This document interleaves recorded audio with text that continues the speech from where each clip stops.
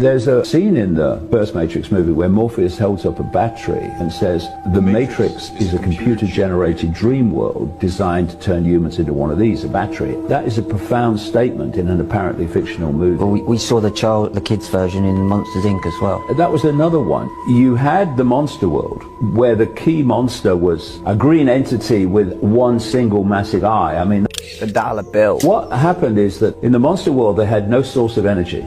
And so in the power station, every day, the monster employees would turn up and they stand in line. And then these doors would come, and when they walked through the door, they walked into a child's bedroom. And their job was to terrify the child, so the child screamed. They caught the scream in a tube and went back to the monster world to power the monster world. It was very symbolic of how this works. They are telling you without telling you, if you know. Yeah. They only have power because you give it to them. And the way we give the power to them is through low vibrational emotions. And that's why they want you stuck in a job. That's why they want you doing all these low vibrational things, masturbating, consuming, because that's how their empire keeps receiving energy. The minute you stop associating with these lower vibrations and you raise your vibration, the system will collapse, and it's going to happen. When you ignore things that are legally entered into Pentagon directives, college textbooks, and other legal documents that are required by universities for PhDs, that's going to catch up to you. And when you decide that you're too stupid, you can't understand, well, that's how we end up with an intelligent cluster-based routing protocol and going through the human body. And people are out there right now telling you none of this is real. There's no computer networking through the human body. If there was, someone would have told us. Now, watch this. This is the Synergy Tech Metric PDF. Now, these papers are not just from the MDPI. They're not only from Cambridge. They're not only from your Elsevier journal. They're not only from Wiley. They're from everywhere. And when I type in emergent technology on Wikipedia, I'm told that the blockchain Bitcoin is not here yet. So that means that Bitcoin, 3D printing, nanotechnology is not in use. So for any of you right now that have a Bitcoin wallet, you're having a mass hallucination. I'm not joking. I'm not being hyperbolic. This says energy harvesting. Yeah. What kind of energy are they harvesting? Human, kinetic, intragalvanic, piezoelectric energy. Now you're going to tell me, oh, there's just no way. We don't have wireless sensor networks. And I said and showed we've had biosensors since the 1950s.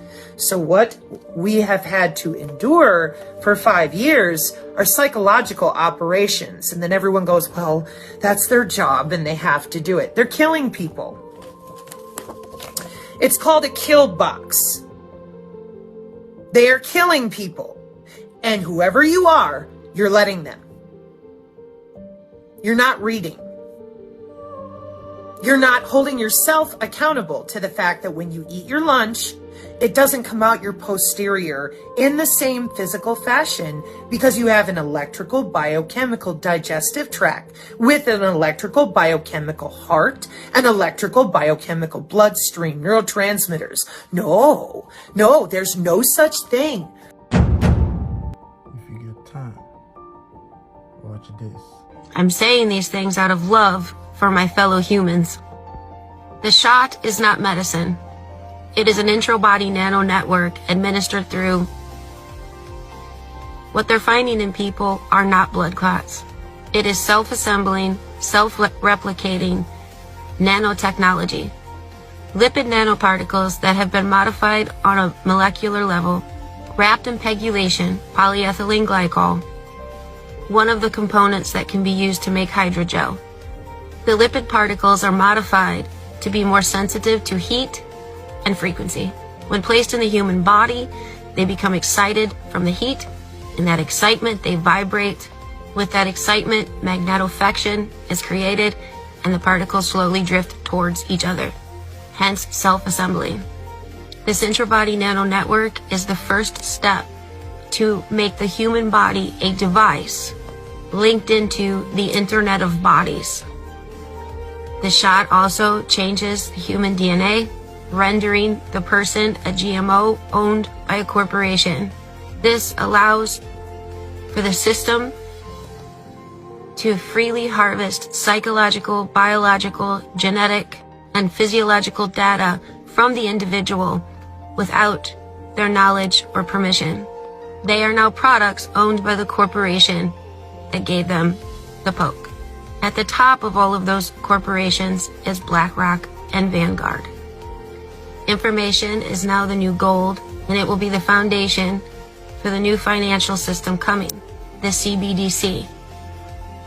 The next step is a quantum dot tattoo that will slowly release quantum micro dots, chips, into the human body, individualizing and authenticating all data for each individual. This is part of a transhuman agenda being initiated upon the population without their knowledge by global elitists working primarily through the WEF, the WHO, the IMF, and other global control systems that are not any part of one government. This technology will link every human being into the Internet of Bodies. It is the foundation for a global CBDC that will be controlled with quantum systems. This technology has the capacity to fully surveil and control every individual.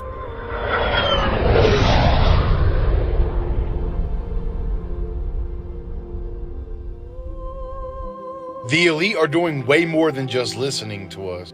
Watch this. We make jokes about the fact that these people are listening to us, and that's why they can push ads to us that we had conversations about. But I just had a moment that's just so uncomfortable. I talked to a client today about I want her to start cutting her rubber bands out instead of like unraveling them so she won't lose any hair. And we had a small conversation about that. That was at work today. And just now, and I had the thought of telling her, you hear me? I had the thought of telling her to get a, like a seam cutter. I had the thought of saying that to her, but I didn't because I was just like, I don't put rubber bands in her hair enough to suggest that, so I didn't.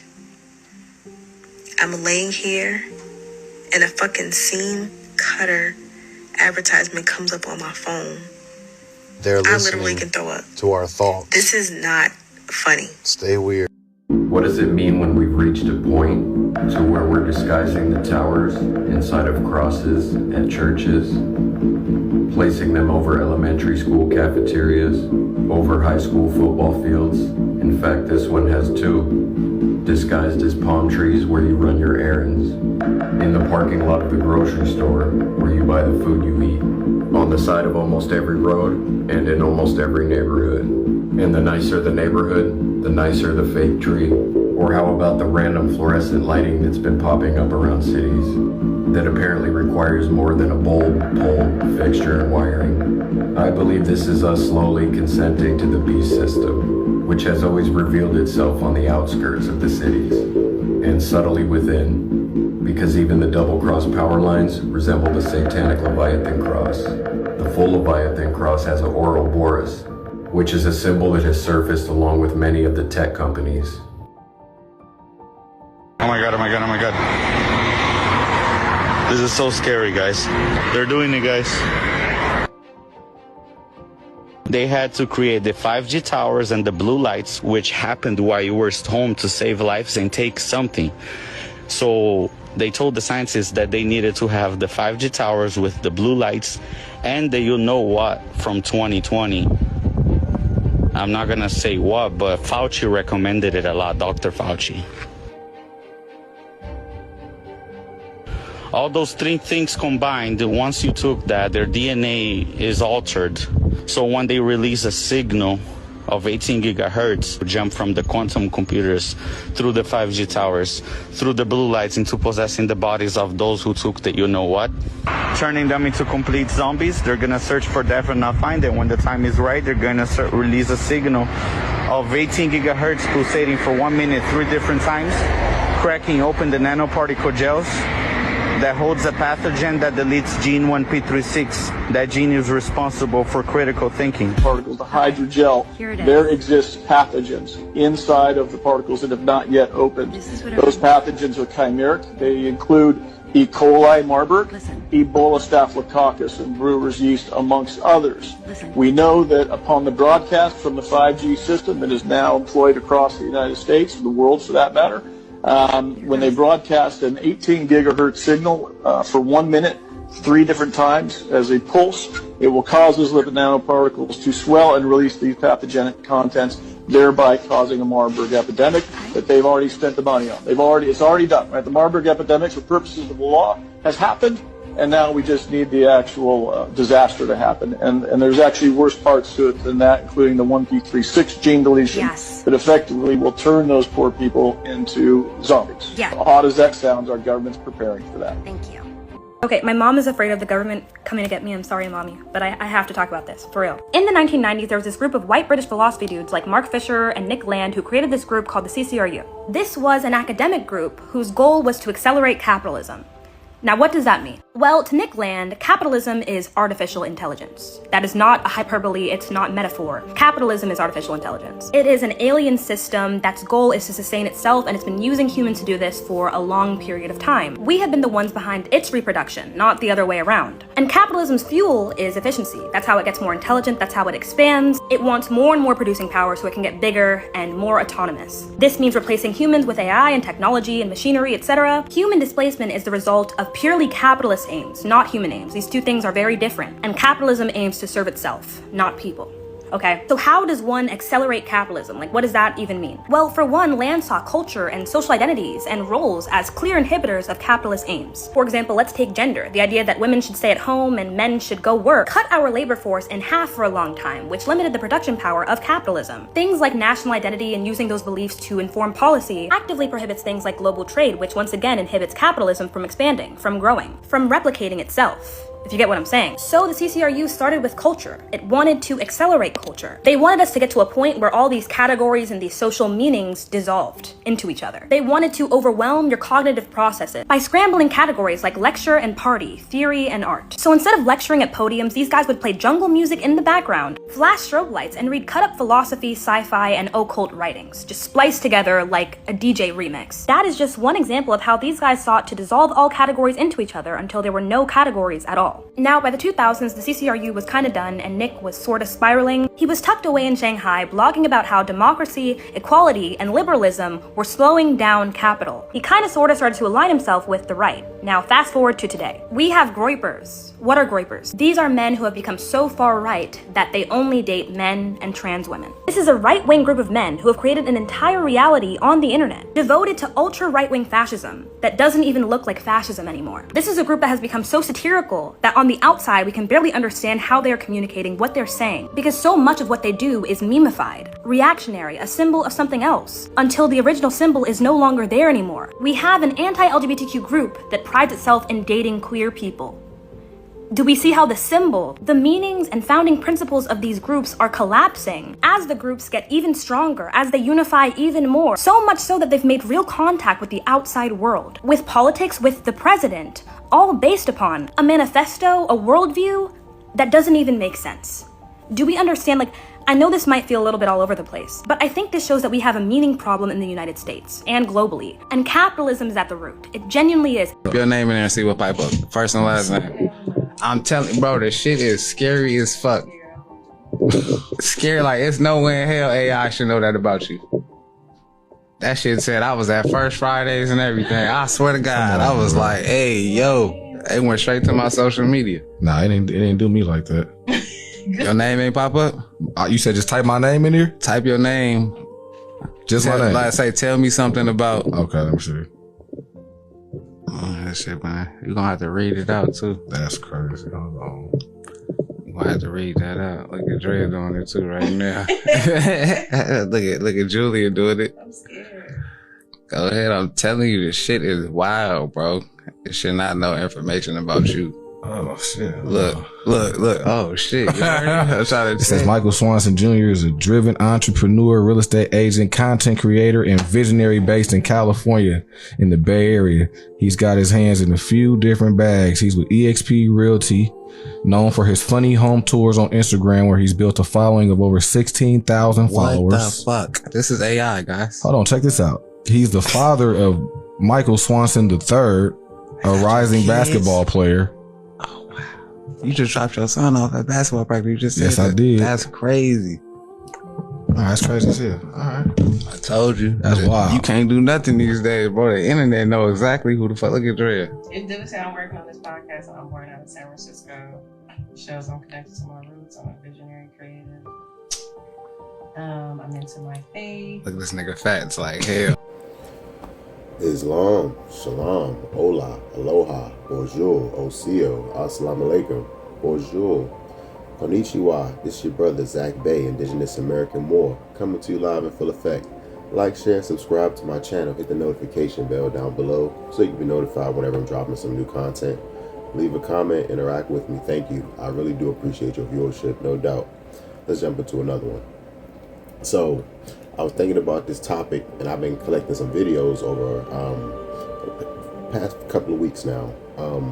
Hopefully you enjoyed those clips at the beginning, but I want to make this one about bots and NPCs, you know, talking about that topic and that subject once again, because there's always something new going on in the technological industry, in the technological world, in the medical industry, advancements and capitalism. Like, all these different things are connected when it comes to this artificial matrix system that we're living in, all right? It's like a grid that's overlaid on top of the natural world. They're pretty much trying to inundate and include every single aspect of our human lives inside of this data field, inside of these data collection grids. They're using artificial intelligence to study human speech patterns, human thought patterns, human movements. They're studying algorithms for adaptive learning programs, all right, that computers can have and adapt inside of these animatronics or these robotics, right? Making them more lifelike, making them more human-like. This one scene from the film I, Robot, right? Will Smith was talking, Agent Detective Spooner, that was his name on there, all right? He was talking to the people at the industry that was creating the robots, right? And he was saying, why do you guys try to make them look all human-like? Like that was a question to one of the engineers. He asked, why do you try to make them look all human, like try to friendly them all up, like to make us drop our guard? Like, in that film, in I, Robot, oh man, it's kind of like, not to just mention that one, like even mentioning The Matrix as well, is like so much of these ideas of these so-called fictional tales, they seem to have so much root in reality, and even in the modern day, in the modern times that we're living in now. I'm gonna show some clips at the end. Like, share, subscribe. Let me know how I'm doing down below. These topics are very, very interesting because, like, how can we fight this? If this system is evolving and is learning from us humans and is growing from us and it's using humans in order to further its plans, all right, how can we fight something this big? How can we fight a system this big that seems to be, in some instances, it seems to be very helpful and useful. In other instances, it seems to be very destructive, very harmful. It's really no telling how this AI technology is going to affect the planet, affect the animals, because besides humans being electromagnetic beings, other animals in nature also operate off of electromagnetic fields, right? Birds using their innate navigation abilities, knowing how to fly south for the winter, stuff like that. Sea turtles knowing the migration patterns of the sea, knowing how to make it back to their beach for when they were hatched.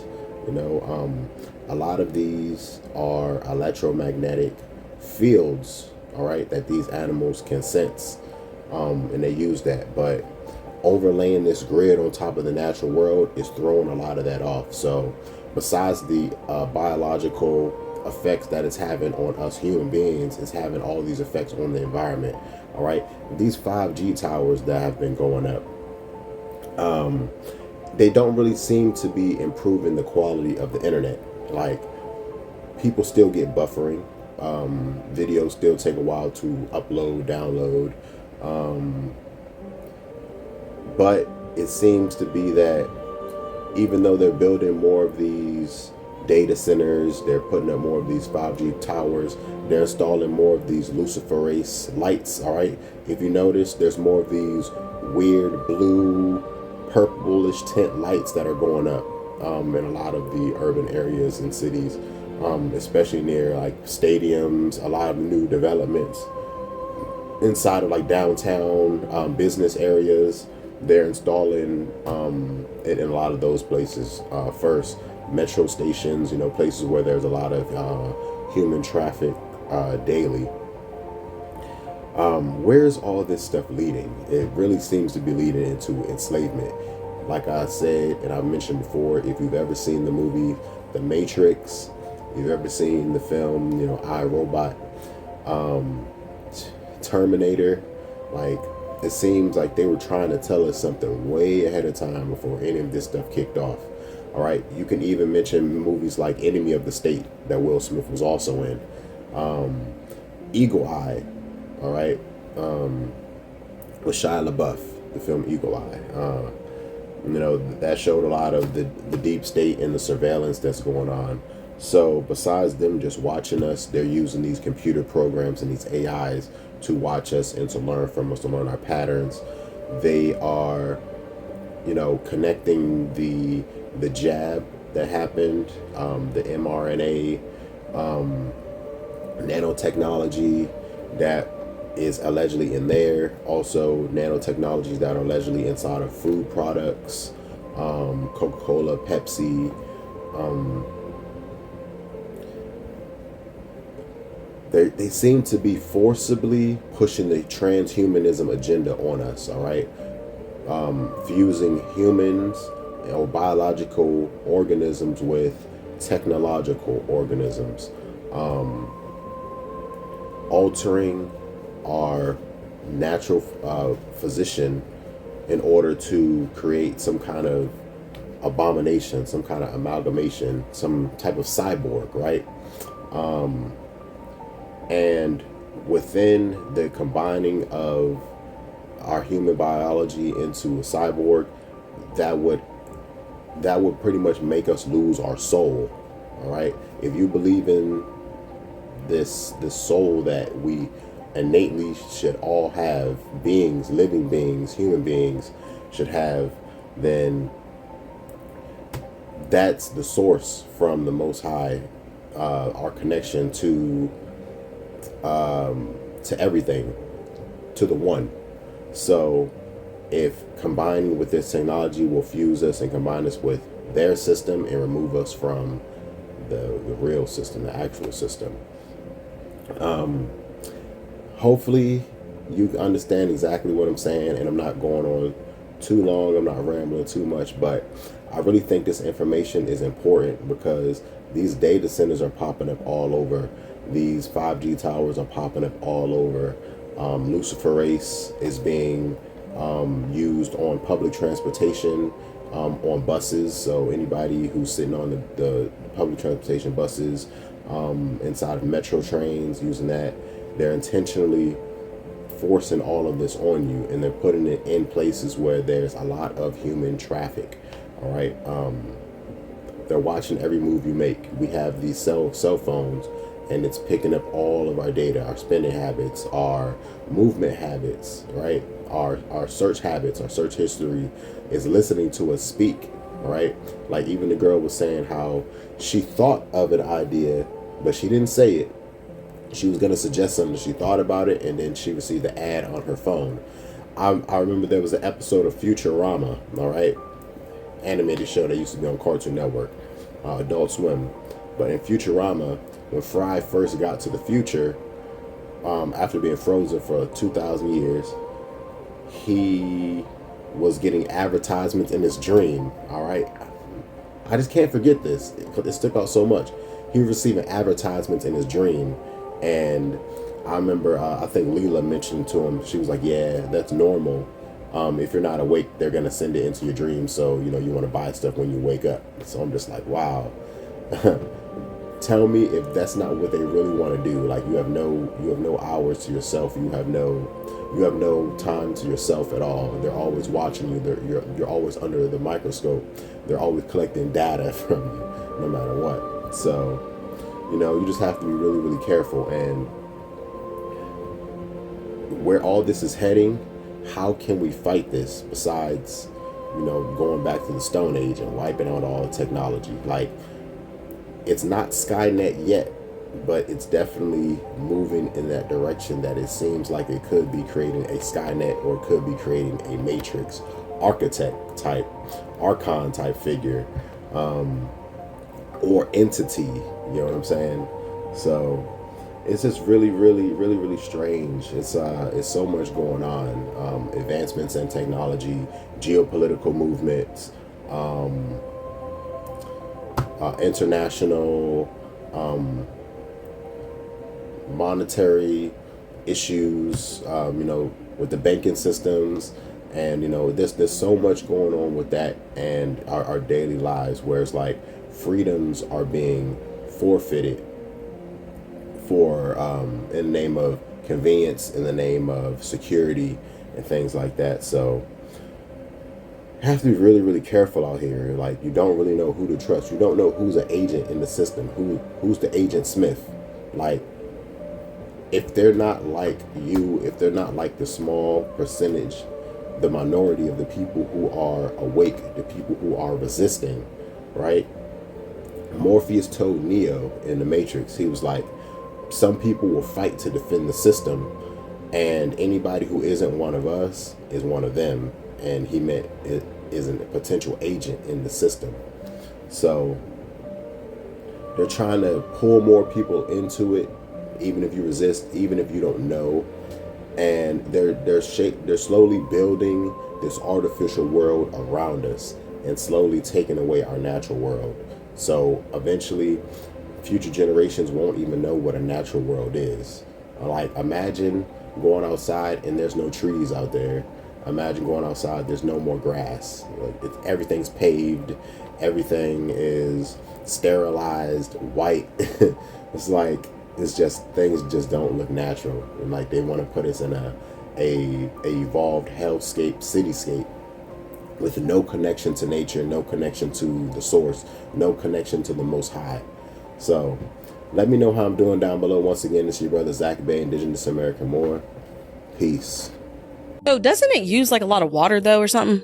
Like the technology is housed.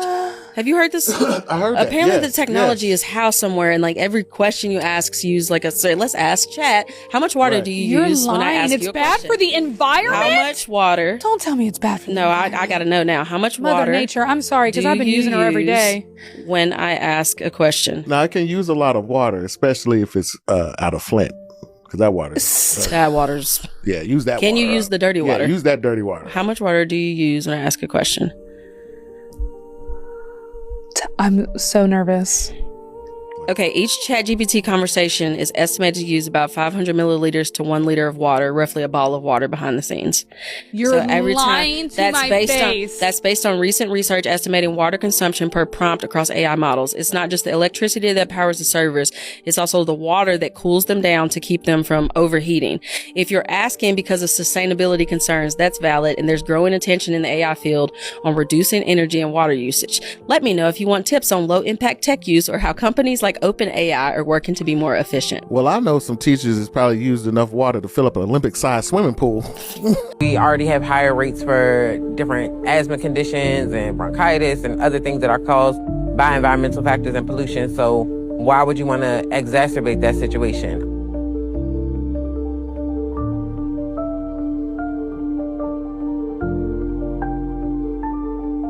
I'm Taylor Frazier. I'm a resident of Landover, second generation. I started a petition on change.org to help stop the data center from being built. So data centers track and store information for processing services like Google, ChatGPT, OpenAI. This one is going to be one of the biggest ones on the East Coast. It's going to use more water and more electricity than we've seen other data centers using. We do have concerns of environmental racism because they're putting it in Landover for a reason. We already got the stadium in our backyard that creates excessive amounts of traffic, and now you're going to give us a data center that's going to create excessive amounts of pollution in the area. We already have higher rates for different asthma conditions and bronchitis and other things that are caused by environmental factors and pollution. So why would you want to exacerbate that situation? People that are living in areas where data centers are, they're having sediment in their water, they're having issues with light pollution, and then there's noise pollution. The data centers have like a hum to them. So it's gonna negatively impact people that live in the Maple Ridge community and the Palmer Park community, as well as Glenarden. We have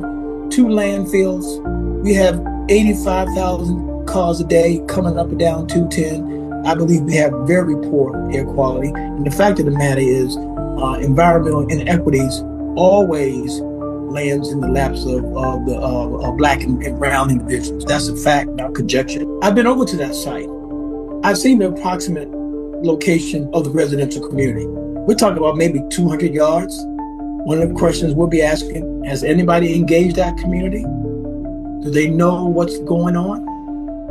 What assurances can we give them? Most people's biggest concern is going to be the raising of their energy costs. They don't want to pay more for electricity. They don't want to pay more for water, and they don't want to have to do that so that this company can run and not pay its fair share. And then they are also concerned about the property values in the area. Understand that we have to have our finances in order as a county, but the people should come first. You know, we can't put profits over people, and that's not something that I think is being focused on. It's up to us to stand up and take our power back. You know, we as a community have a voice and we can be heard. The more of us that speak up, the less likely this will be to break ground. People of Landover are resilient. You know, we've dealt with a lot of things in our community, a lot of murders and killing and, you know, things that are negative. So we don't want to see this turned into something that's going to bring more negativity to the community. We want it to be a positive space where people can come and feel proud about being from Landover, being in Landover, educate the future generation and what we're giving them and what we're passing on to them. And I don't want to pass on a data center to my daughter.